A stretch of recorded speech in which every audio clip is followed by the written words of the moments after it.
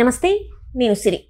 Pushpa 2 cinema ఇంకా అంటే కొన్ని గంటల్లో అయితే ప్రీమియర్స్ పడబోతున్నాయి. కానీ ఈలోపే పుష్ప 2 రివ్యూ వచ్చేసిందని ఒక వార్త అయితే హల్చల్ అవుతుంది. అది కూడా పుష్ప ఎవరైతే మన అల్లు అర్జున్ గారు ఉన్నారో ఆ ఇంటి నుంచి వెళ్ళి ఈ రివ్యూ అయితే వచ్చింది. ఇంతకు ఎవరు ఈ రివ్యూ ఇచ్చారు ఏంటనేది మనకు తెలియజేయడానికి ఇప్పుడు మనతో పాటు ఉన్నారు ప్రముఖ సినీ క్రిటిక్, సీనియర్ జర్నలిస్ట్ జగదేవ్ గారు.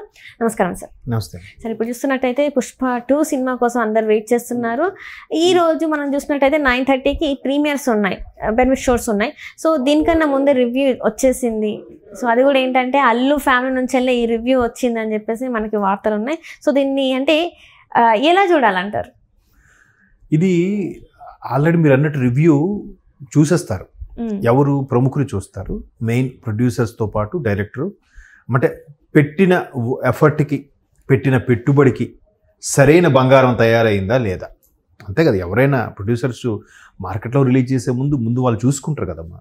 చూసుకున్నాక అప్పుడు కొంతమంది డిస్ట్రిబ్యూటర్స్కి వాళ్ళకి పిలుస్తారు. ఇప్పుడు హీరో ఇమేజ్ బట్టి కూడా కొన్నిసార్లు చూపించకుండానే తీసుకెళ్తారు. కానీ సినిమాలో ఎవరైతే అగ్రిమెంట్ చేసుకొని యాక్ట్ చేస్తారో వాళ్ళకు కూడా స్టోరీ ఎక్కడ రివీల్ చేయకూడదు అనేది కూడా కొంత కండిషన్ ఉంటుంది. అలా కాకుండా పోనీ వాళ్ళకంటే అక్కడక్కడ కొన్ని సీన్లు యాక్ట్ చేస్తారు, పూర్తి స్థాయిలో సినిమా ఎలా ఉంటుంది, ఎక్కడెక్కడ ఏ సీన్లు ఉంటాయో తెలియకపోవచ్చు. కానీ సినిమా పూర్తిగా చూసేసాక కూడా అరే ఏముందరా అని చెప్పి బయటికి చెప్పకుండా ఉండగలమా మనం? అది కూడా ఒక టాలెంటే కదా. మనమైతే చూశాను రా ఏంద్రా బాబు సినిమా అని ఎక్కడో దగ్గర స్లిప్ అవుతాం కదా, క్లోజ్ ఫ్రెండ్ దగ్గర లేదంటే నా వైఫ్ దగ్గర, మదర్ దగ్గర, ఎవరి దగ్గర స్లిప్ అవుతాం కదా.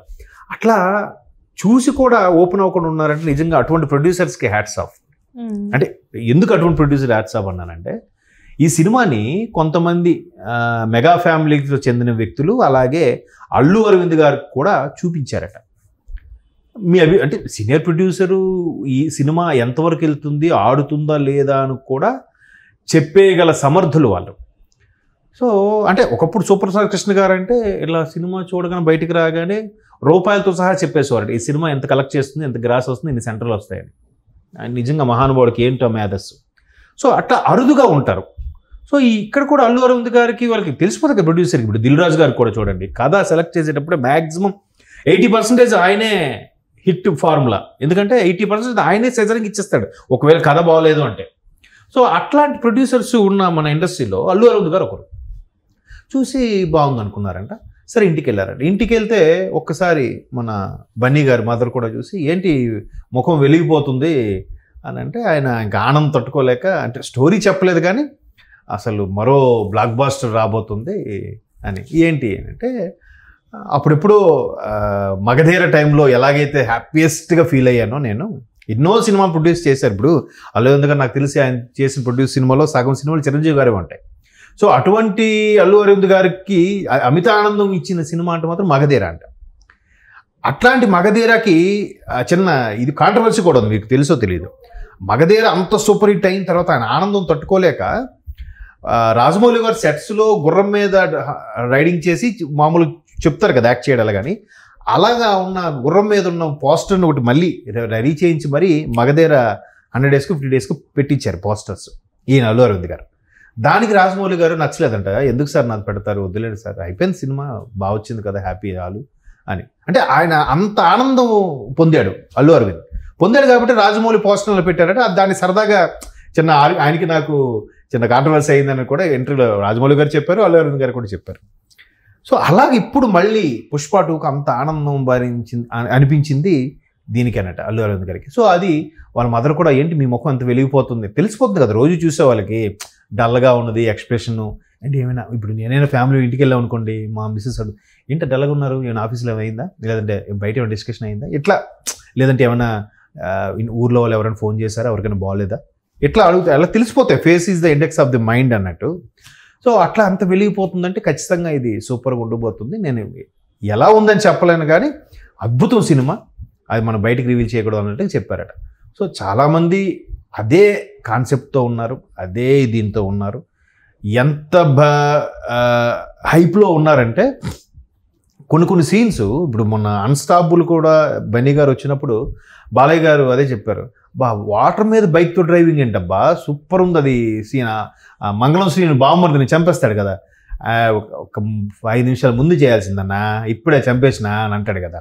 సో ఆ సీను బాలయ్య గారు బాగా నచ్చిందంట. అసలు నాకే విజిలేయాలనిపించింది ఆ సీను అని చెప్పి. అంటే ఆయన ఒక 100 సినిమాలు చూశాడు. అది కాకుండా కొన్ని వందల సినిమాలు ఆ ఫాదర్తో పాటు కలిసి హెల్ప్ఫుల్గా ఉన్నప్పుడు చూసుంటాడు ఆయన. ఏంటి డైరెక్షన్ ఏది. మరి అటువంటి బాలయ్య గారికి కూడా అది నచ్చేసిన సీన్ అంటే ఇంకా సామాన్యులకి ఎలా ఉంటుంది?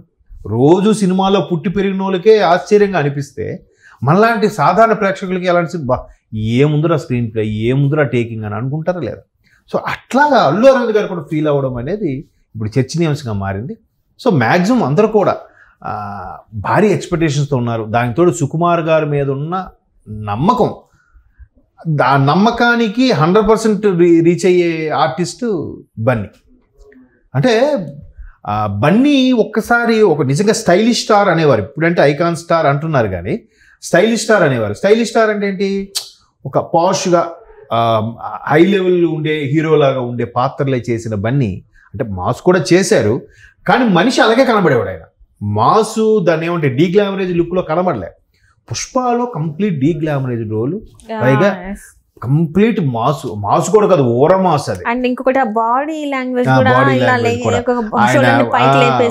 భుజం ఆయనకు ప్రాబ్లం ఉంటుంది అంటే సినిమాలో చూపిస్తారు. అట్లా భుజం ఒకవైపు ఉండి నడక కూడా తేడాగా, మీరు అన్నట్టు మ్యానరిజం, డిఫరెంట్ మ్యానరిజం, యాస మెయిన్ మనకి తెలుగులో. మరి మిగతా భాషల్లో ఎలా ఉంటుందో యాస నాకు తెలియదు. అంటే తెలుగులో ఉన్న అన్ని మాండలికాలు అంటారు వాటిని, యాసని. అన్ని యాసలు ఇంకే భాషలో ఉన్నాయో లేదో నాకు తెలియదు. ఎందుకంటే శ్రీకాకుళం నుంచి చిత్తూరు వరకు శ్రీకాకుళం ఒకలా ఉంటుంది, వైజాగ్ ఒకలా ఉంటుంది, తూగోపాగ ఒకలా ఉంటుంది, కృష్ణా గుంటూరు ఒకలా ఉంటుంది, మళ్ళీ నెల్లూరు ఒకలా ఉంటుంది, చిత్తూరు కంప్లీట్ తమిళనాడు బార్డర్ ఒకలా ఉంటుంది, మళ్ళీ రాయలసీమ కడప ఇదంతా ఒకలా ఉంటుంది. ఇది ఆంధ్ర వరకు అయింది. ఇది చాలదండి మళ్ళీ తెలంగాణ చూడండి, హైదరాబాద్ తెలంగాణ డిఫరెంట్ ఉంటుంది, ఉర్దూ మరాఠా మిక్సింగ్ ఉంటుంది. మళ్ళీ ఆదిలాబాద్ వెళ్ళామా అది డిఫరెంట్ తెలంగాణ, ఇటు పాలమూరు వెళ్ళామా రాయలసీమ ఇది మిక్సింగ్ తెలంగాణ, మళ్ళీ ఖమ్మం అది ఇది ఆంధ్ర కాదు తెలంగాణ కాదు అలా ఉంటుంది. అంటే ఒక భాషలోనే దగ్గర 7-8 యాక్సెంట్లు, 7-8 మాండలికాలు, దాన్ని ఒడిసి పట్టుకోవడం, దాన్ని తగ్గట్టుగా చెప్పడం, అది మన తెలుగు వాళ్ళకైతే బీభత్సంగా నచ్చేసింది. నాకు కూడా ఆ యాసే నచ్చింది నాకు. మరి వాళ్ళకు కూడా అంత బాగా ఓన్ చేసుకున్నారు. నార్త్ సైడ్ కూడా తగ్గేదేలే ఆవిడ పదాలు లాంటివి. అది నిజంగా ఇప్పుడు ఆయన మనం ఏమీ కాము, ఆయన మనకేమీ కాడు. మనమే ఒక ప్రేక్షకుడిగా అబ్బా ఏం చేశాడో అనిపిస్తే మరి కన్న తండ్రి ఎలా ఉంటుంది ఫీలింగ్, ఆ చుట్టాలు బంధువులు క్లోజ్ ఫ్రెండ్స్ ఎలా ఉంటారు ఫీలింగ్. సో అంత అబ్బురపరిచేలా ఉంది కాబట్టి ఖచ్చితంగా సినిమా కొడుతుంది, జెండా పాతుతుంది అని వస్తున్నారు. అది ఏమైనా కానీ కొద్ది గంటల్లో మొత్తం క్లారిటీ వస్తుంది. చాలామంది బన్నీ ఫ్యాన్స్ కూడా సెలబ్రేషన్స్కి రెడీ అయిపోయారు. చూద్దాం మన సెలబ్రేషన్స్ ఇంకా ఏ స్థాయికి, తారాస్థాయికి వెళ్తాయో, ఏ స్థాయికి వెళ్తాయో చూడాలి అంతే. Right sir, right. Thank you so much. Thanks.